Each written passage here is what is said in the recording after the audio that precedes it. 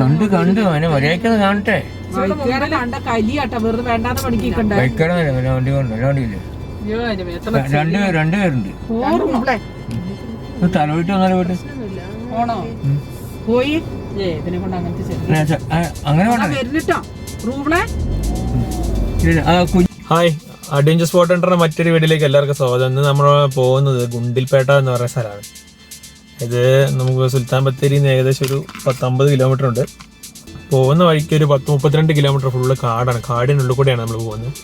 ശരിക്കും വണ്ടി നിർത്തി അവിടെ ഫോട്ടോ എടുക്കാനോ വീഡിയോ ഒന്നും അലോഡല്ല, നമുക്ക് റണ്ണിങ്ങിൽ തന്നെ എടുക്കുന്നതാണ്.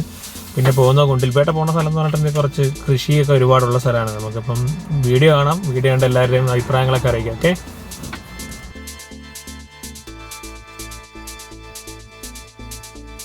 ഇതാണ് കർണാടക ചെക്ക് പോസ്റ്റ്. ഇവിടത്തോടെ കേരളം കഴിഞ്ഞുണ്ടാവും. We are leaving Kerala state. ഈ കാണുന്നതാണ് കർണാടകത്തിന്റെ ചെക്ക് പോസ്റ്റ്. മരം കണ്ടോ, എന്നാ വലിയ മരം നിൽക്കണത്. ഇത് കേരളത്തിന്റെ ബോർഡറിലുള്ള കർണാടകത്തിന്റെ ചെക്ക് പോസ്റ്റ് ആണ്. ഇത് കടന്നു കഴിഞ്ഞാൽ ഇവിടുന്ന് ഒരു 10-32 കിലോമീറ്റർ ഫോറസ്റ്റിന്റെ ഉള്ളിൽ കൂടെ തന്നെയാണ് നമുക്ക് പോകേണ്ടത്. ഈ പോകുന്ന 32 കിലോമീറ്ററിൽ നമുക്ക് പല വന്യമൃഗങ്ങളെ കാണാം. ഇതിൽ പോകുമ്പോൾ എല്ലാം നമുക്ക് ആന, കാട്ടി, മാൻ, മൃഗങ്ങളെല്ലാം നമുക്ക് പോകുന്ന വഴിക്ക് ഭാഗ്യമുണ്ടെങ്കിൽ നമുക്ക് കാണാൻ പറ്റും. ഒരു സമയത്തെല്ലാം പോകുമ്പോൾ എല്ലാം അതിൽ പോകുമ്പോൾ കാണാറുണ്ട്. നമുക്ക് കാണാൻ പറ്റുവാണെങ്കിൽ ഭാഗ്യം.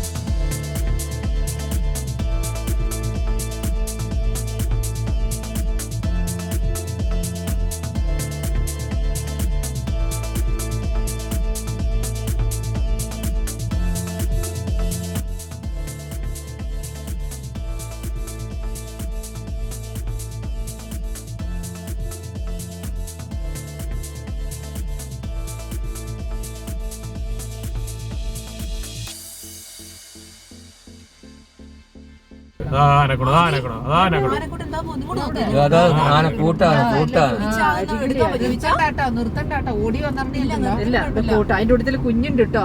അതാ കുഞ്ഞിക്കോട്ടോ.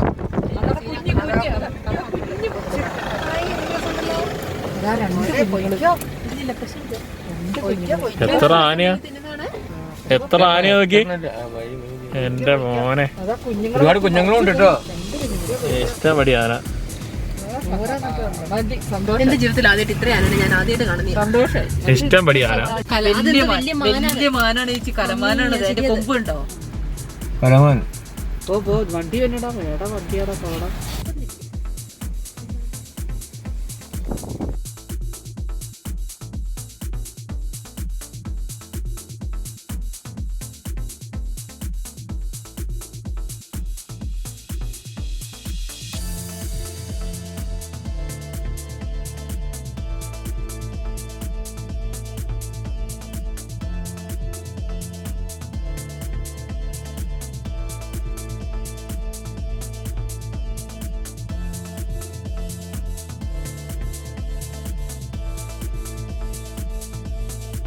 ഗുണ്ടിൽപേട്ടയിലെത്തി. നമ്മുടെ അൾട്രോസിലാണ് നമ്മളൊന്ന് വന്നിട്ടുണ്ടായിരുന്നത്. നമ്മുടെ വീട്ടിൽ നിന്ന് എല്ലാവരും കൂടെ വന്നിരിക്കുന്നത്. ഇപ്പം പപ്പയും മമ്മി എല്ലാവരും ഉണ്ട്. നമ്മൾ ഊട്ടിയിലൊക്കെ പോകാമെന്ന് വിചാരിച്ച് ഇറങ്ങിയതാണ്. അപ്പം ഇവിടെ നിന്ന് ഇൻഡർസ്റ്റേറ്റിനുള്ള പാസ് വേണം. അവിടെ നിന്ന് കയറ്റി വിട്ടില്ല. അപ്പം നമ്മുടെ ഗുണ്ടിൽപേട്ടയിലുള്ള സ്ഥലങ്ങളൊക്കെ കാണാം. അതുകൊണ്ട് ഇപ്പം നമ്മൾ വന്നിരിക്കുന്ന സ്ഥലത്ത് ഒരു ചെമ്മരിയായിട്ട് തിരിച്ചുകൊണ്ടിരിക്കുകയാണ്. കാണിച്ചു തരാം.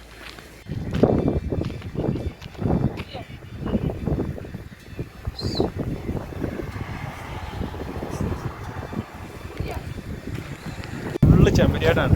എല്ലാത്തിനും തിരിക്കാൻ വേണ്ടി ഇറക്കിയിരിക്കുന്നുണ്ടോ. നമ്മളങ്ങോട്ട് പോയി കഴിഞ്ഞ് കഴിഞ്ഞാൽ ഇച്ചിങ്ങോട്ട് ഓടും കേട്ടോ. ഇഷ്ടം പോലെയാ ചെമ്മരിയാട്. പക്ഷെ അതിനുള്ള സ്ഥലമൊക്കെ ഇഷ്ടം വരെ സ്ഥലമുണ്ട് കേട്ടോ. നമ്മുടെ അവിടുത്തെ പോലെ ഒന്നുമല്ല, ഇഷ്ടം വരെ സ്ഥലമാണ് ഇവിടെ തീറ്റിക്കേണ്ടത്. ഇതൊരു മൊട്ടപ്പാടം പോലെയാണ്. ഇങ്ങനെ മൊത്തം ഒന്ന് ഇഷ്ടം വരെ സ്ഥലമാണ് നടന്ന് തീറ്റിക്കാൻ. വേറെ 2 പേരാണ് ഇതിനെ നോക്കിക്കൊണ്ട് കിടക്കണേ. എന്തോ ഒരു ചെമ്മരിയാടുണ്ട് അവിടെയൊക്കെ ഫുള്ള് അത് തന്നെയാണ്. എനിക്ക് വെറുതെ വിട്ടേക്ക്, എങ്ങോട്ട് അവിടെ നോക്കാനൊന്നും കാര്യമില്ല, ഒരു കുഴപ്പമില്ല. അടിപൊളി. ഗുണ്ടിൽപേട്ട വന്നു കഴിഞ്ഞിട്ടുണ്ടെങ്കിൽ ഇതുപോലെ എല്ലാ സ്ഥലത്തും ഇഷ്ടം വരെ പച്ചക്കറി മേടിക്കാൻ പറ്റിയ സ്ഥലം ഇഷ്ടംപോലെ ഉണ്ട്. അതിന് തൊട്ടപ്പുറം തന്നെ അടുത്തൊരു ഷോപ്പാണ്. നല്ല വിലക്കുറവിൽ നല്ല അടിപൊളി പച്ചക്കറികളൊക്കെ കിട്ടും. അപ്പോൾ നമ്മൾ ചുമ്മാ നോക്കാൻ വേണ്ടി ഇറങ്ങി എന്തെങ്കിലുമൊക്കെ പഠിക്കാൻ വേണ്ടി. പപ്പയാണ്. നിങ്ങൾ നോക്കി നോക്കട്ടെ എങ്ങനെയുണ്ടെന്നുള്ളത്.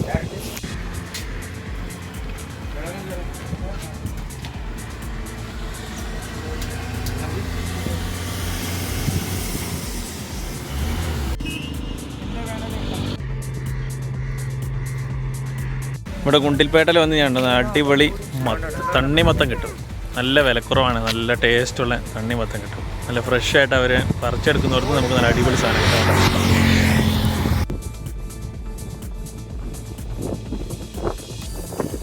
ഇതിവിടെ റോഡ് സൈഡിലുള്ള കപ്പളങ്ങ കൃഷിയാണ് കേട്ടോ.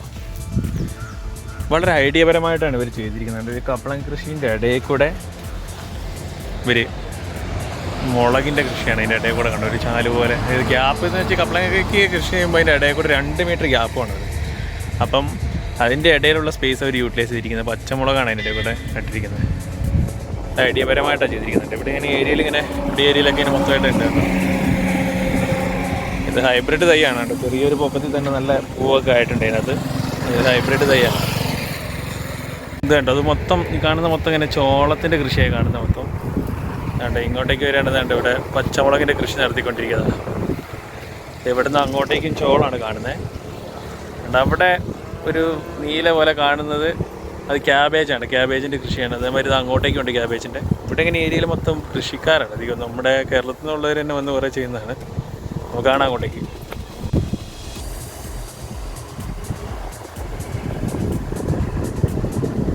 ഈ കാണുന്നുണ്ടോ, ഇത് മുതിരയാണിത്. നമ്മൾ പറഞ്ഞിട്ടില്ലേ കുതിരയ്ക്ക് കൊടുക്കുന്ന മുതിര എന്നൊക്കെ പറഞ്ഞിട്ടില്ലേ, കാണുന്നതാണിത്. മുതിരയാണെങ്കിൽ അങ്ങനെ ലാസ്റ്റ് വരെ കാണുന്നത്. അതാണ് നമ്മൾ മുതിര എന്ന് പറഞ്ഞാൽ മുതിരേൻ്റെ കൃഷി. പിന്നെ ഇങ്ങോട്ടേക്ക് വരുമ്പോൾ കണ്ടോ പരുത്തിക്കുരുവിൻ്റെ കൃഷിയാണ് ഇവിടെ ഈ കാണുന്നത്. ഇതിങ്ങനെ ഫുള്ള് പരുത്തിക്കുരുവാണിത്. അങ്ങനെ അങ്ങോട്ടേക്ക് ഇതിൻ്റെ ഇടയിൽ നമ്മുടെ പരിപ്പിൻ്റെ കൃഷി ഇവിടെ ഉണ്ട്. കാണിച്ച ചെടി, അതായത് ഇത് നമ്മുടെ സാമ്പാറിനൊക്കെ ഉണ്ടാക്കണ പരിപ്പ്, അതിൻ്റെയാണ് ഈ കാണുന്നത്. ഇങ്ങനെ ലാസ്റ്റ് വരെ അങ്ങനെ പോയേക്കണേ. അങ്ങനെ ഇതിൻ്റെ ഇടയിൽ കൂടെ എല്ലാം ഓരോ വരി അങ്ങനെ പരിപ്പിൻ്റെ ഇത് ഇട്ട് വെച്ചിട്ടുണ്ട്. അവിടെയുള്ള കൃഷിക്കാരാണ്. ഇതിപ്പം ഇതിനകത്ത് വെള്ളം നനയ്ക്കുന്നുണ്ട്. വെള്ളം ഇതുപോലെ ഒരു 1.5 ആഴ്ച കൂടുമ്പോൾ ഒരു നനയ്ക്കുന്നുണ്ട്. 8 ദിവസത്തിൽ ഒരിക്കലും അവരിങ്ങനെ നനയ്ക്കും ഇതിങ്ങനെ. ഇല്ലെങ്കിൽ ഇത് ഭയങ്കര ഡ്രൈ ആവും ഇവിടെ ഈ ഭൂമി. കാരണം ഇവിടെ വെയിലിൻ്റെ ആഘാതം ഭയങ്കരമാണ്. അതുകൊണ്ട് ഇടയ്ക്ക് നനച്ചിങ്ങനെ കൊടുക്കും. 8 ദിവസമൊക്കെ കൂടുമ്പോൾ നനച്ച് കൊടുക്കുന്നതാണ് അവർ പറഞ്ഞത്. ഇതിലെങ്ങ് ലാസ്റ്റ് അങ്ങ് ഡെഡ് എൻഡ് വരെ കാണുന്നത് മൊത്തം ഉള്ളിത്തോട്ടാണ്. സവാളേൻ്റെ ഇതാണ്. അത് മുളച്ച് വരുന്നുള്ളൂ കേട്ടോ. സവാളയാണ് ഇവിടുന്ന് താണ്ട അങ്ങ് ലാസ്റ്റ് വരെ. കാണുന്ന തക്കാളീൻ്റെ കൃഷിയാണ് കാണുന്നത് മൊത്തം. ഓരോ ലൈനായിട്ട് എല്ലാത്തിനും നനയ്ക്കാൻ പാകത്തിന് പൈപ്പും ഇട്ടെല്ലാം സെറ്റ് ചെയ്ത് വെച്ചിരിക്കുകയാണ്. ഇവർ പറഞ്ഞത് ഒരാഴ്ചയിൽ 8 ദിവസം കൂടുമ്പോൾ ഒരിക്കൽ നനയ്ക്കുന്ന പറഞ്ഞത്. ഇവിടെയുള്ള കൃഷികൾ മൊത്തം ഉണ്ടോ. ഇവിടെ ഈ ഏരിയയിൽ ഇങ്ങനെ ചുറ്റും നോക്കി എല്ലാം അവിടുത്തെ ഇതേമാതിരി ഫുള്ള് കൃഷിയാണ്. ഇതിൻ്റെ ചുറ്റിനും അത് അങ്ങനെ സൈഡിലും അത് അതിൻ്റെ അപ്പുറത്തേക്കൊക്കെ ഫുള്ള് കൃഷികളാണ് ഓരോന്നായിട്ട്. ഇത് മൊത്തം കണ്ട് തീരണമെങ്കിൽ ഒരു ദിവസം തന്നെ നമുക്ക് മതിയാവില്ല. ചില സമയത്ത് ഇതിൻ്റെ സൂര്യകാന്തിൻ്റെയൊക്കെ നല്ലൊരു ടൈമുണ്ട് ഇതാക്കുന്നത്. ആ സമയത്തൊക്കെ വന്നു കഴിഞ്ഞാൽ നല്ല ഭംഗിയാണ്. റോഡ് സൈഡിൽ നിന്ന് തന്നെ നമുക്ക് കാണാം. അങ്ങനെ ഫുള്ള് സൂര്യകാന്തി ഇങ്ങനെ വിരിഞ്ഞിങ്ങനെ നിൽക്കുമായിരിക്കും. നല്ല ഭംഗിയാണ്. അതേമാതിരി ഓണത്തിനൊക്കെ മുമ്പ് 1 മാസം മുമ്പൊക്കെ വരികയാണെങ്കിൽ നല്ല മല്ലിയൊക്കെ വിടുന്ന സമയത്തൊക്കെ നല്ല ഭംഗിയായിരിക്കും ഇവിടെ വരുമ്പോൾ കാണാൻ വേണ്ടിയിട്ട്. ഗുണ്ടിൽപേട്ട എന്ന് പറഞ്ഞിട്ടുണ്ടെങ്കിൽ ഒരു വേറൊരു അനുഭൂതി നമുക്ക് കാണാൻ വേണ്ടി. അപ്പം താല്പര്യമുള്ളവരൊക്കെ വരിക. നല്ല അടിപൊളി സ്ഥലമാണ്.